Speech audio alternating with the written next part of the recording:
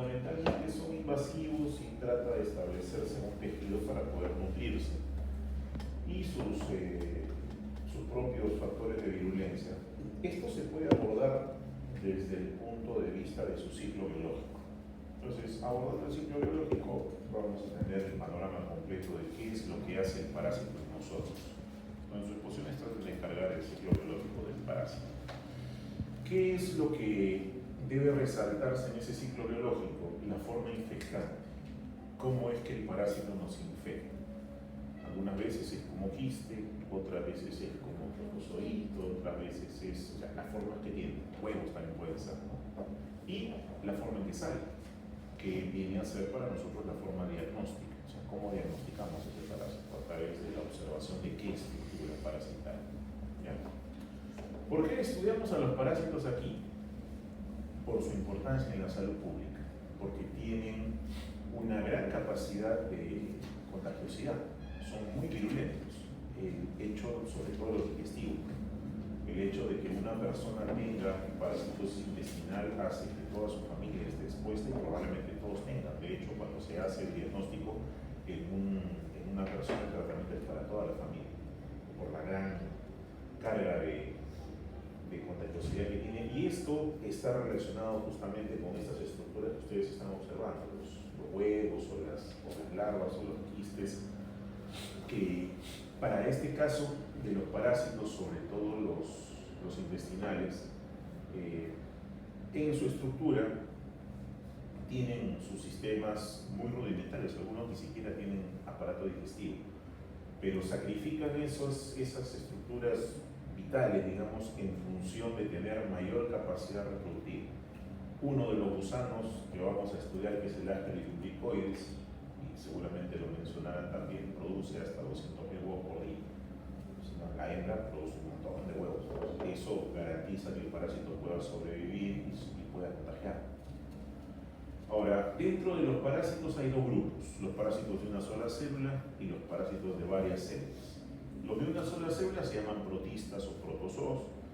Estos seres unicelulares suelen tener dos formas: una forma activa llamada trofozoito y una forma de resistencia llamada quiste. La forma activa la expresan sobre todo en aquellos ambientes donde van a encontrar comida y van a sobrevivir fácilmente. Y la forma quística la van a expresar en aquellos ambientes donde no va a haber comida. Generalmente, al ingreso a nuestro cuerpo, muchos de estos protistas ingresan como quistes, porque al tener que pasar por el tracto digestivo, el pH del estómago destruiría el trofozoito. Entonces enquistan para poder traspasar con éxito la barrera gástrica. En el caso de los helmintos, son pluricelulares. Aquí vamos a encontrar, también se le dice metazoos, vamos a encontrar una gran variedad de estructuras, sobre todo asociadas a gusanos. Los protozoos son eucariotas, son mucho más complejos que los hongos y obviamente que las bacterias. Se clasifican de varias maneras, pero nosotros vamos a utilizar, y así lo vamos a abordar en la clase, la clasificación de acuerdo a la manera en cómo se mueve, cuál es su forma de locomoción. Entonces vamos a encontrar algunos protozoos que se mueven a través del llamado movimiento ameboideo. Es un movimiento que se produce por prolongaciones de la membrana citoplasmática llamada rizópodos, y ese movimiento lo hacen justamente las amebas. Es un movimiento ondulante que les permite desplazarse tanto en superficie sólida como en superficie líquida. Ahí están las amebas de vida libre, por ejemplo, Neisseria, Acanthamuela. Luego están aquellos parásitos protistas que se mueven mediante flagelos, unos flagelados.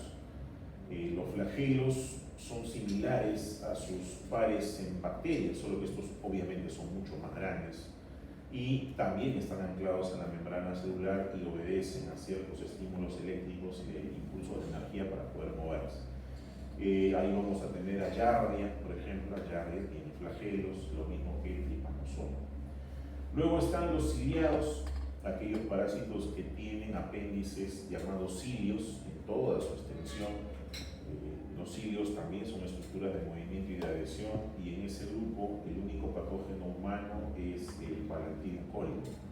El paramecio que menciona aquí no es un patógeno humano, habitante de vida libre, el patógeno humano invalidante.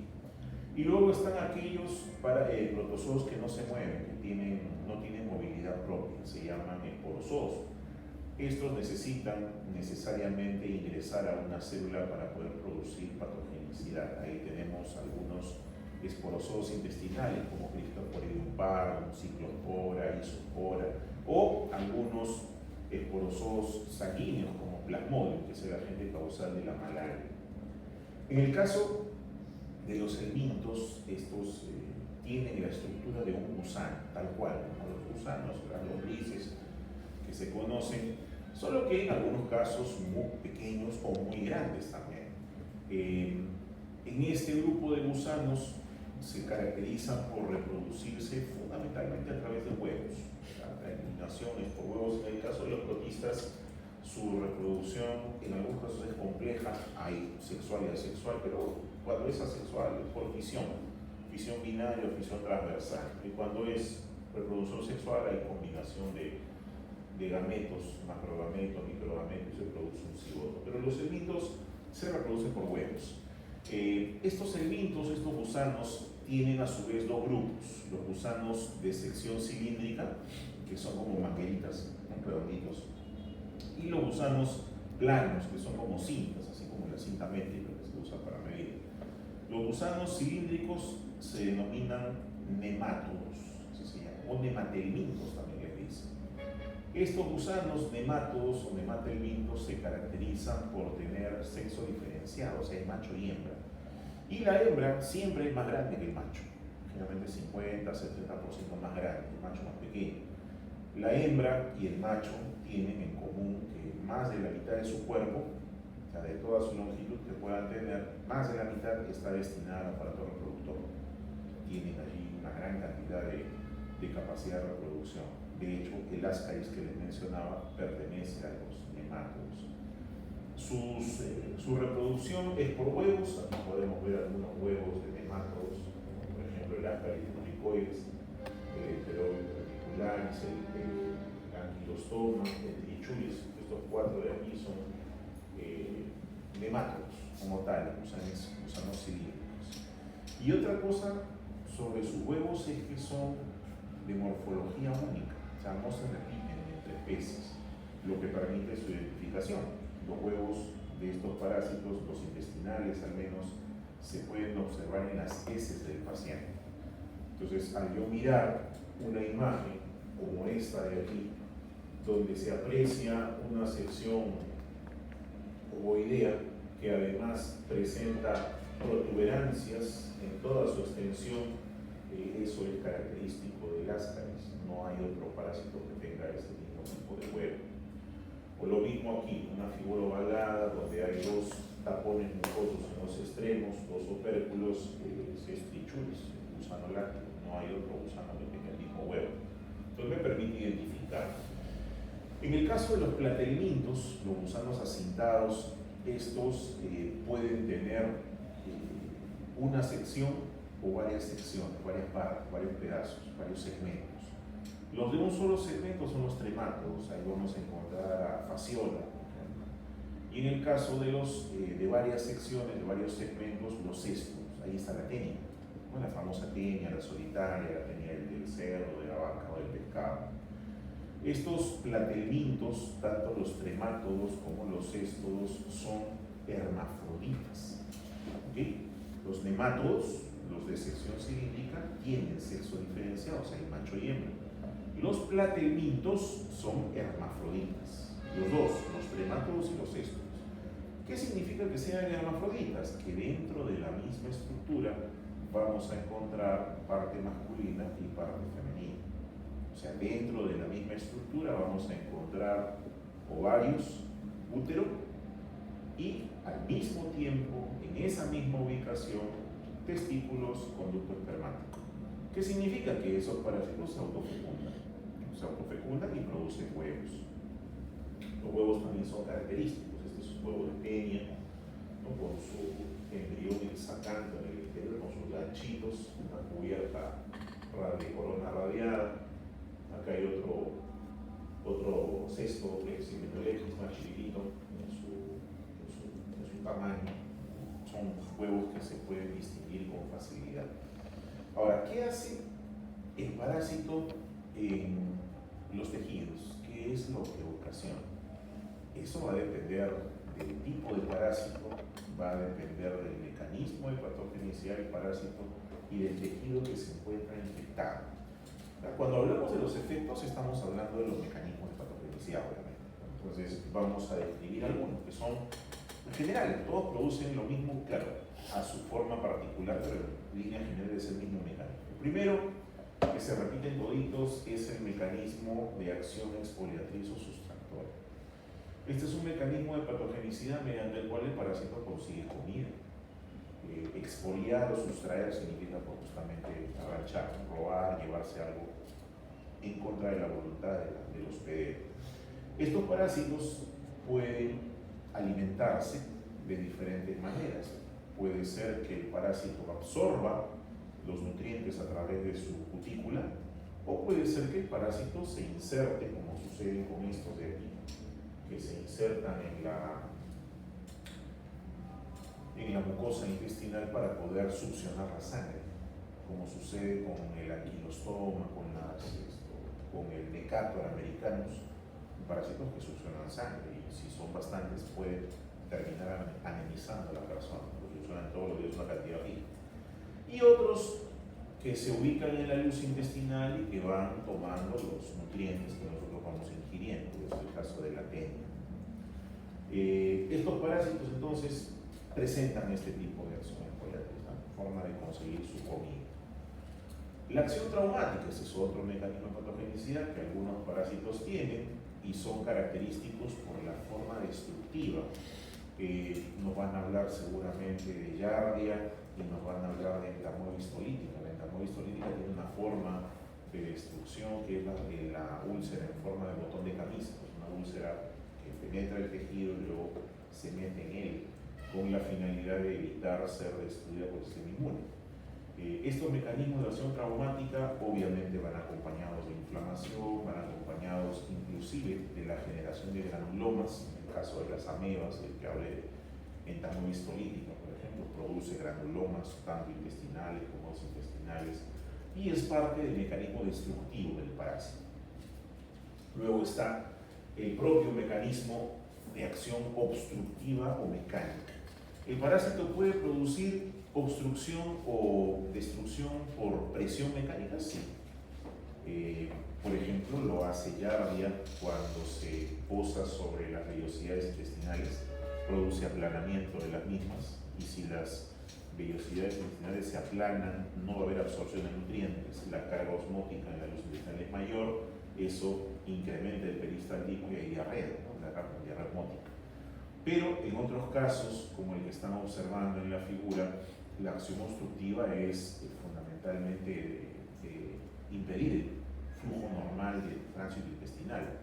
Este parásito es el Ascaris lumbricoides, es un gusano, un nemato, que por su tipo de ciclo de vida suele infestar en grandes cantidades a la persona.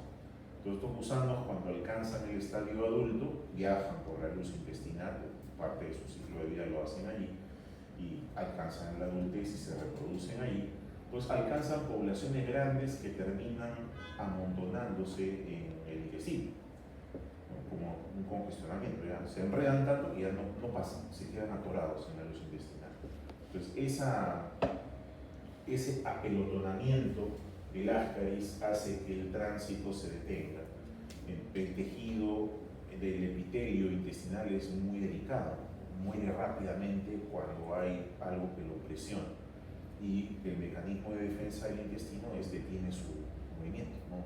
Y eso causa dolor, un dolor intenso, un abdomen agudo, que es quirúrgico, hay que entrar a abrir y buscar qué pasa, porque los abdómenes agudos de ese tipo se abren. Entonces, cuando se abría en este paciente, se encontró un pedazo de intestino que estaba empezando a cambiar de color. Se ha visto su cálculo, cada vez es diferente, pero en vivo, cuando uno abre a la persona, al sujeto, los intestinos tienen un color medio rosadito pálido, entonces, y eso es normal. Los retiras, mueves el equipo, el mesenterio, y ves que el color cambia a violeta, se está necrosando. Entonces, antes de que eso, pues, si se necrosa, se revienta. Si se revienta, todo el contenido intestinal cae en el peritoneo, pues peritonitis, es mortal. Hay que sacar ese pedazo de intestino. Y es lo que se hizo, ¿no? Sacaron el pedazo de tripa, lo abrieron, ¿no? Acá está el intestino, está aquí, en el fondo, esto rosadito que se ve. Y encontraron pues estos gusanos, ¿no? Vivos todavía, 400. Efecto obstructivo que produce el parásito, que no es poco común, pero se da, es un mecanismo también. La acción tóxica también es importante, porque es como una araña, porque las arañas también se consideran ectoparásitos. Las arañas, las pulgas, las garrapatas, los piojos, los chinches, los teatrominos son considerados ectoparásitos, que si bien es cierto no cumplen todo su ciclo de vida, nosotros muchas veces sí toman contacto, en algunos casos para alimentarse o en el caso de la araña para dejar el veneno, ¿no? En el caso de que se sienta amenazada.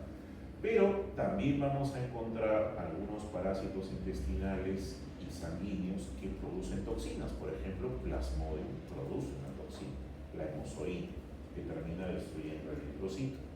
Y así por el estilo vamos a encontrar que también Giardia produce toxina, que también Entamoebis política produce toxinas, y esas toxinas terminan destruyendo a las células hospedera con la finalidad, tiene dos. Una, conseguir más fácilmente la comida, porque al destruirse el tejido es más fácil absorber los nutrientes que quedan sueltos. Y la segunda, que esa toxina también actúa contra el sistema inmunitario, es una forma de enlentecerlo o evitar que el sistema inmune ataque al parásito y lo termine destruyendo. Otra es la acción inmunoalérgica.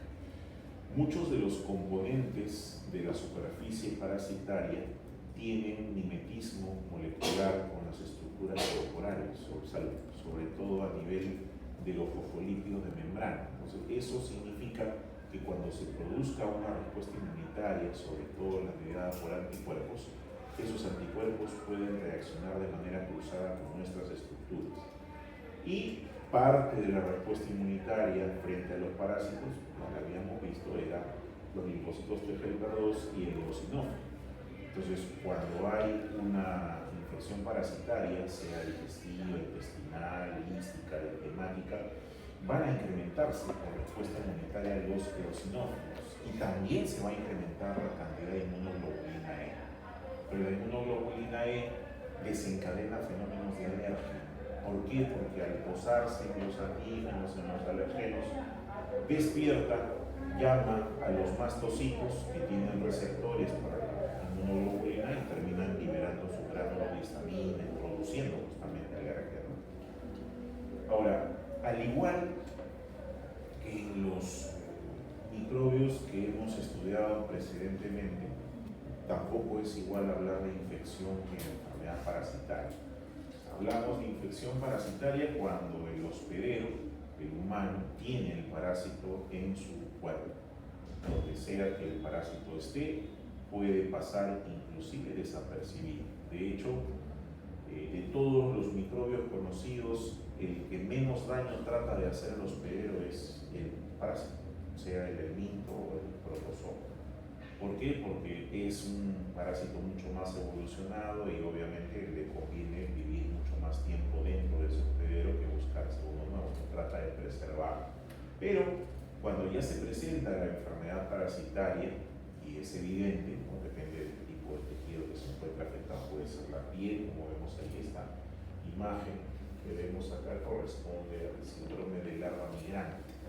Un parásito que ingresa a través de la piel, empieza a viajar por debajo de la piel buscando llegar al torrente sanguíneo, muchas veces no lo logra, pero esto desencadena inflamación, desencadena inflamación y eso trae dolor y todo lo que acompaña sobre infección bacteriana. Entonces, algunos parásitos producen afectación digestiva, otros producen fiebre, malaria produce fiebre fundamentalmente. Así que esa relación hospedero-parásito es bastante particular para el caso de tanto de los protozoos como de los helmintos.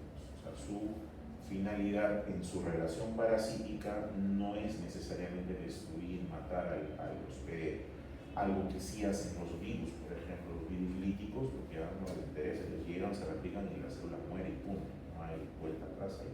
En este caso es una relación un poquito más, digamos que menos agresiva. Clínicamente, ¿cómo clasificamos a la parasitosis? Hay varias maneras de hacerlo, de acuerdo a la morfología del parásito. Si la parasitosis es por unicelulares, protozoosis, si es por pluricelulares, como los helmintos, la helmintiasis. Y también están, repito aquí, los artrópodos. Los artrópodos, ¿por qué los estudiamos? No lo vamos a ver nosotros, no vamos a alcanzar ya, pero sí están dentro de lo que es parasitología. Los ectoparásitos, por dos razones. Primero, porque de por sí algunos de ellos, como la pulga, la pata o el piojo, pasan parte de su ciclo de vida en el hospedero, se alimentan de él. Y la segunda es porque muchos de estos artrópodos son vectores biológicos de enfermedades. La pulga y la rata, por ejemplo, la Xenopsila cheopis transmite la peste, la Yersinia pestis, la peste bubónica. Hay piojos que transmiten riqueza. Hay varios tipos de vectores biológicos a ese nivel, ¿no? Según el grado de parasitismo, hay parásitos que se desarrollan en un solo hospedero, hay parásitos que se desarrollan en varios hospederos, hay parásitos que pueden o no desarrollarse en un hospedero. Entonces eso significa que el hospedero puede ser facultativo, puede ser accidental, puede ser intermediario o puede ser definitivo. Un hospedero accidental es aquel que se cruzó en el camino del parásito, por mala suerte, justo el parásito estuvo allí y se metió al hospedero. El hospedero intermediario es aquel hospedero donde el parásito pasa parte de su ciclo de vida, generalmente la fase juvenil. Y luego tiene que salir de ese hospedero porque no puede reproducirse. O sea, el hospedero tiene que tener todos los elementos para que el parásito pueda reproducirse. Si no lo logra, es solamente un hospedero intermediario. No alcanza su fase adulta, tiene que salir y buscar otro hospedero que es el definitivo, y en ese hospedero definitivo sí alcanza el estadio adulto, se diferencia y se reproduce. Entonces, desde ese punto de vista, vamos a tener parasitosis que son temporales, o sea, por un tiempo, y vamos a tener parasitosis que son permanentes. Las parasitosis temporales, el parásito solamente acude para alimentarse, crece hasta cierto punto sin alcanzar la adultez y lo abandona. En el caso de las permanentes, el parásito llega, se establece y ya no se mueve de ahí hasta alcanzar su vida adulta, se reproduce y demás. Según la topografía, de acuerdo a donde están ubicados, los parásitos de cavidades, sea intestinal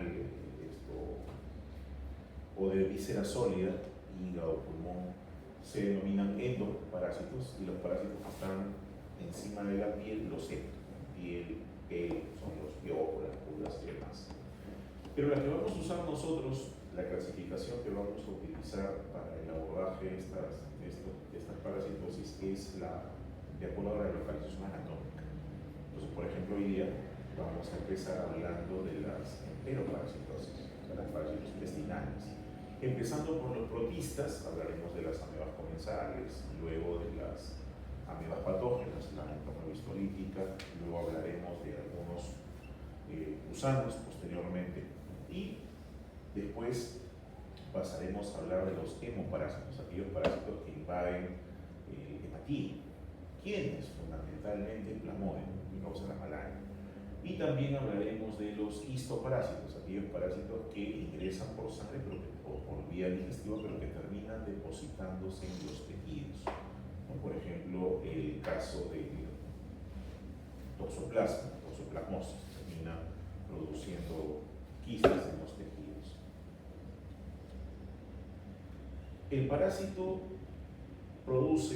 depende del grado de infestación y su propio mecanismo de patogenicidad, toda una serie de cambios en ese tejido.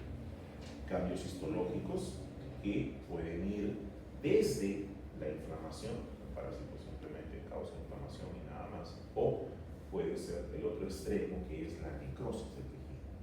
O sea, en el medio de ellos están todos los cambios asociados, el edema, el tromboembolismo, la hemorragia, la lipedemia, las calcificaciones, pigmentaciones, etc. Inclusive algunos se pueden relacionar con degeneraciones o infiltraciones tisulares.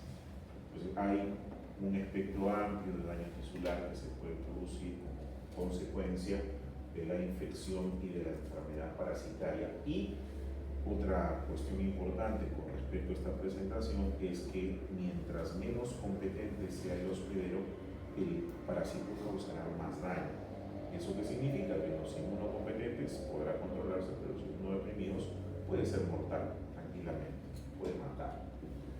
¿Cómo se transmiten las parasitosis? Hay varias maneras, dependiendo del tipo de parasitosis. Por ejemplo, aquellas que son intestinales tienen mecanismos de transmisión como el fecalismo. ¿Qué es el fecalismo? El ingerir partículas de heces humanas, donde se encuentran las formas infectantes del parásito. ¿Y cómo podemos ingerir esto o contaminarnos con heces humanas? Puede ser a través de las manos, si es que no ha habido una higiene después de haber defecado. Puede ser a través de los alimentos que se preparan o se sirven, o puede ser a través de la contaminación de las fuentes de agua. Las parasitosis suelen estar asociadas tanto a zonas urbanas como rurales que no tienen acceso a los servicios básicos de saneamiento, fundamentalmente de desagüe. Entonces, las excretas que se depositan en cualquier lugar terminan contaminando las fuentes de agua, y a partir de ahí se contaminan los alimentos y las verduras, los frutos que se lavan o se cocinan con esa agua. El otro mecanismo es el carnivorismo, que es menos frecuente en el humano porque no solemos comer carne cruda, salvo el ceviche, que sí es crudo, y hay parásitos que se transmiten a través del pescado, de los mariscos. Ya lo vamos a ir viendo, tanto protistas como helmintos, tremátodos y nemátodos. Hay toda una serie de parasitosis que con el limón pues no mueren, ¿no? Ni siquiera el mosquito, sí se transmiten por ahí. Y en el caso de la carne de res o de la carne de oveja o de pollo, siempre que el parásito esté en el tejido enquistado, va a morir si ese tejido sobrepasa los 60 grados. O sea, que la carne tiene que estar cocida, ¿no? O sea, si está medio cruda, el quiste puede sobrevivir y puede ser una forma infectante. El carnivorismo se ve más en los animales, sobre todo de los animalitos domésticos como el gato, que suele cazar ratones, palomas, y por ahí puede adquirir toxoplasma, por ejemplo, por ahí lo adquiere. El ciclo ano-mano-boca, que es muy relacionado con el fecalismo, sobre todo por la ruta que siguen las heces en su contaminación. Ahí podemos considerar inclusive a las moscas como vectores mecánicos. Y la piel, o sea, hay transmisión cutánea directa, a diferencia de los demás microbios que para ingresar por la piel necesitan una herida. Hay parásitos, ¿no?, que pueden atravesar la piel sana tranquilamente, o la pueden atravesar con la ayuda de un vector mecánico, que puede ser un mosquito, un zancudo que se alimenta, y al momento de ingresar su probóscide rompe la piel y el parásito se mete por ahí. ¿Por qué se disemina en la naturaleza? ¿Por qué está tan distribuida la infección parasitaria? Tiene mucho que ver con la parte de saneamiento, más es la disposición de las excretas, más es también la parte de la susceptibilidad del hospedero. Hay muchas de estas parasitosis se presentan en lugares donde hay concentración de personas, donde hay hacinamiento. Eso hace que sea más sencillo su transmisibilidad, sobre todo si es digestivo. Si es por vectores, con mayor razón, al encontrarse en mayor concentración, estos vectores, como los zancudos o los mosquitos, son atraídos por el calor. Entonces, por ahí por donde llegan a alimentarse. ¿Es prevalente? Sí, sobre todo las enteroparasitosis son prevalentes. Pueden ser, a diferencia, por ejemplo, cuando nos infectamos con virus, con bacterias, muchas veces se crea inmunidad de memoria que es protectora. En el caso de los parasitosis no hay inmunidad de protección de memoria. O sea, se crea, pero no es protectora. Pueden volverse a infectar 50 veces más si es que se están expuestos a la fuente.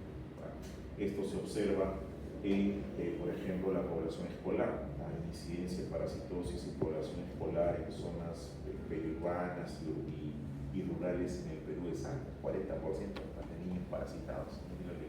Prácticamente de cada dos, uno lo está, ¿no? Y eso se hace pues un ciclo en la familia, en la comunidad. Hay parásitos que atacan intestino delgado solamente y hay parásitos que atacan intestino grueso. Eso lo vamos a diferenciar seguramente a la hora que hagamos la presentación. O sea, pues no siempre atacan todo el tracto, o es el intestino delgado o el intestino grueso. ¿Qué síntomas causan los enteroparásitos, que son los más abundantes? Los síntomas que causan pueden ser generales o pueden ser específicos. En el caso de los síntomas generales, uno de los que más se afecta es el apetito. Y en el caso de las alteraciones del apetito, esas alteraciones pueden ser pues, dos extremos. O sea, o no tiene apetito, está hiporéxico, o tiene mucho apetito. Puede ser de los dos y puede saltar de un lado a otro sin ningún problema. El otro son las aberraciones del apetito, o sea, comer algo que normalmente pues, no es comida. Por ejemplo, la tiarra, la famosa geofagia o pica que se presenta en los niños.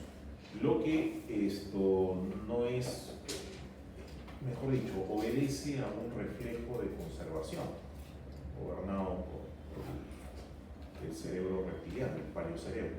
¿Por qué? Porque habrán visto ustedes documentales donde se ven que en la naturaleza los animales comen tierra.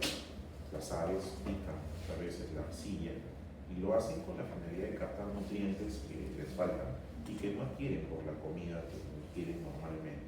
Entonces, ¿qué hay en la tierra para que nos llame tanto? El hierro. El hierro es el cuarto elemento más abundante de la naturaleza y la tierra tiene hierro.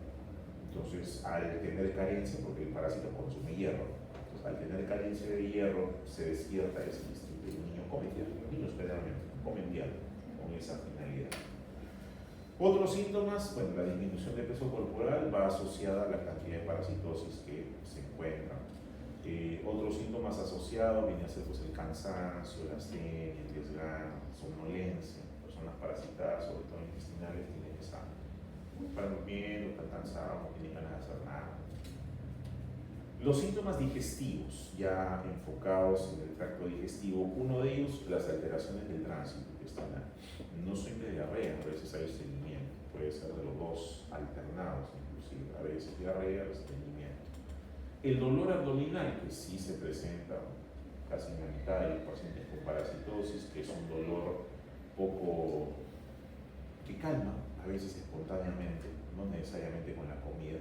Es un dolor que no está definido, o sea, es un dolor que viene y va, no tiene localización específica, no hay forma de descartar que fuese, qué sé yo, apendicitis, no tiene algo, simplemente hay dolor que va y viene. El otro es el meteorismo, este sí es frecuente. De 2/3 a 3/4 partes de pacientes tienen meteorismo. ¿Qué es el meteorismo? Flatulencias. Flatulencias de mal olor, sobre todo. El paciente o la familia se queja de que hay flatulencias de mal olor. ¿Por qué? Porque el parásito al ingresar al tracto digestivo cambia el ecosistema de la microbiota, produce disbiosis. Y al producir disbiosis empiezan a predominar los anaerobios y también las arqueas. Y como ya hemos visto en la primera clase, las arqueas producen metano y el metano da mal olor a las heces. Es parte del cuadro. Los otros son las complicaciones, raras complicaciones quirúrgicas, sobre todo por ascaris, no es muy frecuente. También están los síntomas psíquicos y nerviosos, fundamentalmente el insomnio, los pacientes que pierden la capacidad de dormir, están dormitando todo el día, no tienen sueño. Y el otro es el bruxismo, el famoso rechinar de los dientes, ¿no? Ese movimiento de frote entre las dos placas dentarias superior e inferior, que se ve bastante asociado, me parece que obedece a un reflejo de masticación, ¿no? Que inconscientemente están durmiendo, pero van rechinando los dientes, también se encuentra asociado a parasitosis. Y el otro son los síntomas alérgicos, que también se observan sobre todo por el predominio de eosinófilos, el incremento de la inmunoglobulina E, y dentro de estos síntomas alérgicos hay uno que es característico en los niños, y es el famoso prurito anal. Se practica el potito, que es lo que dice la madre o el padre cuando llevan a la consulta al niño, ¿no? Y lo traen, practica el potito, para rascarnos el potito. ¿Por qué? Algunos de estos parásitos intestinales ponen huevos en el margen anal. Por ejemplo, el Enterobius ramicularis lo hace. La hembra del Enterobius sale en la noche, cuando el paciente está acostado, migra, atraviesa el recto, llega al margen anal y empieza a poner huevos. Y los pone secretando una sustancia pegajosa que produce picazón.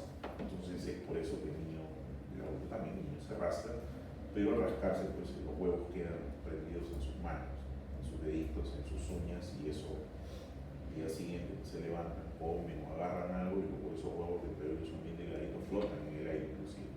Pues no se recomienda sacudir la cama cuando hay parasitosis, el huevo queda flotando y puede ingresar por inhalación. Se inhala, se pega en la mucosa y con el moco se dilute y ya se infectó. Otro mecanismo de infección asociado. Bien, ya ustedes. Hasta ahí esta primera parte. Vamos a empezar entonces con las amebas comensales. ¿Ya? Voy a ir cargando aquí. Las amebas comensales las tiene Joyce y Fernanda, que no está, entonces acabo aquí. A ver. La Fernanda creo que no va a venir, ¿no?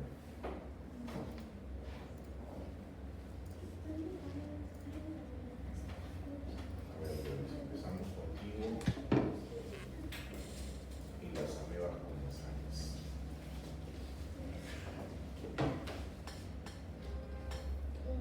Les voy a hablar sobre las amebas comensales. Siguiente, por favor. Bueno, las amebas comensales van a ser protozoas y, bueno, como su mismo nombre lo dice, van a ser comensales. Se van a alimentar, pero además no van a causar daño en el hueso. Comenzando con la Eva gingivalis, pues esta ha sido la primera ameba en ser descubierta en 1849.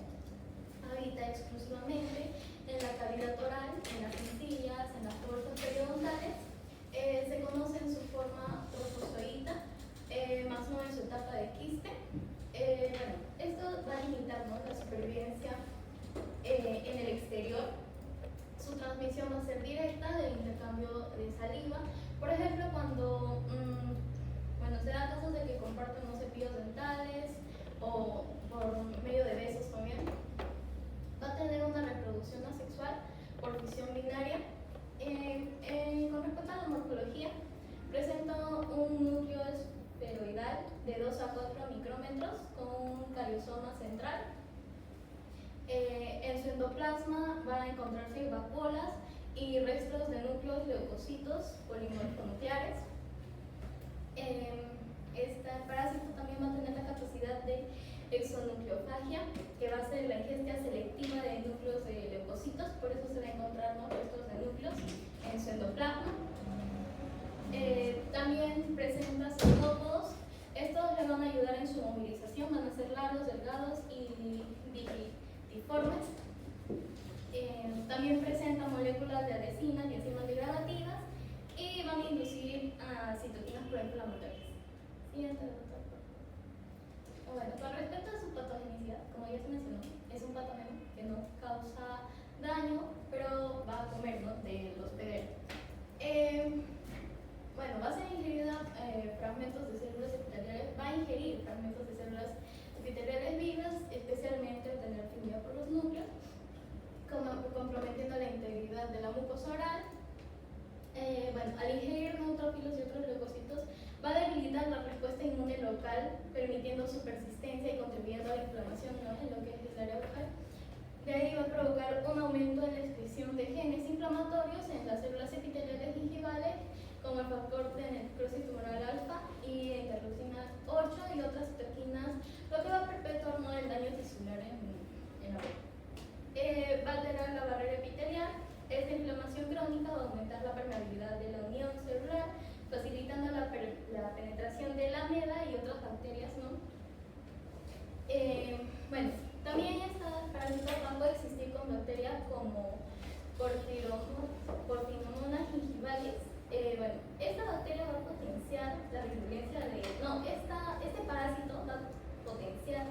la virulencia de otras bacterias, como por ejemplo, y bueno, va a causar una disbiosis de la microbiota oral.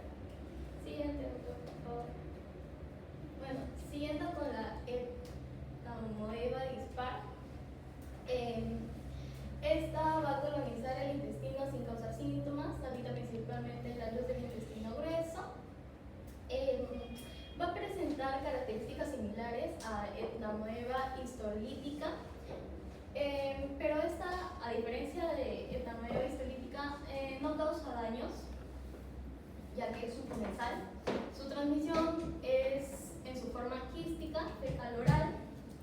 Estos quistes van a ser esféricos con 4 núcleos en su estado maduro y van a sobrevivir en el ambiente externo durante semanas. Bueno, se da también por la ingesta, ¿no?, de comida contaminada, agua contaminada. Su morfología van a medir entre 10 a 60 micrómetros. Su núcleo va a presentar cromatina periférica. Se van a desplazar mediante pseudópodos lobulados. Va a presentar lectina galana, que va a ser el que, bueno, le va a ayudar a su adhesión compartido con la E. Bueno, esta lectina gal es una enzima que va a ser compartida con el otro parásito, que es la histolítica. Bueno, pero esto no va a ser invasivo. Al ser un comensal, va a presentar la ausencia o baja expresión de adhesinas específicas, baja producción de enzimas proteolíticas y una menor capacidad de fagocitosis. Y también va a presentar una ausencia de citoquinas, un factor que modula una respuesta innata, no induce una respuesta inflamatoria significativa ni altera la barrera epitelial. Siguiente, por favor. Bueno, la patogenicidad: se va a ingerir el quiste maduro. Este quiste va a liberar una ameba tetranucleada que por multiplicación nuclear va a originar una ameba de 8 núcleos.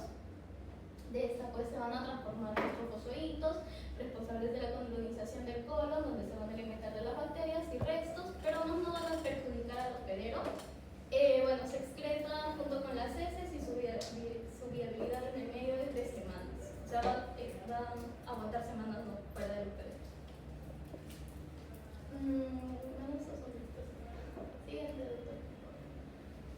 Continuando con Ethanomoeba coli, esta habita principalmente en el intestino grueso, en el colon, en la luz del intestino, se alimenta de bacterias, levaduras y residuos, tampoco causa daño, no invade tejidos ni genera inflamación.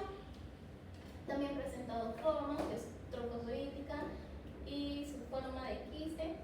Trofozoita va a tener un tamaño de 15 a 40 micrómetros, un núcleo cancariosomás excéntricos y cromatina irregular, citoplasma con muchas vacuolas llenas de bacterias y de detritos, un movimiento lento, ya que sus pseudópodos van a ser cortos y anchos, lo que no va a permitir una adecuada movilización. Y en su forma quística, bueno, va a presentar un tamaño de 10 a 35 micrómetros. Este va a tener una forma esférica, con doble pared refrigerante, quistes maduros hasta 8 núcleos, cuerpos cromáticos con forma de astilla. Bueno, su clasificación, su origen, familia. Siguiente. Con respecto a sus factores de violencia, va a tener ausencia de toxinas y enzimas agresivas, ya que es un comensal, pseudópodos cortos y anchos, lo que va a limitar su movimiento, capacidad de fagocitar bacterias y residuos celulares, ya que va a contener vacuolas con bacterias, cariosoma excéntrico y cromatina irregular, y formación de quistes con hasta 8 núcleos. Bueno, se va a dar por la ingesta de quistes. La persona va a ingerir comida o agua contaminada hasta que va a llegar al intestino delgado. Los quistes van a ser liberados dentro de sus oídos. Esto no van a causar daño en el hospedador, simplemente se establecen como comensales. De acá los trofozoitos van a vivir en el colon y en el ciego, donde se van a alimentar de bacterias y residuos que encuentren. Tienen una reproducción asexual,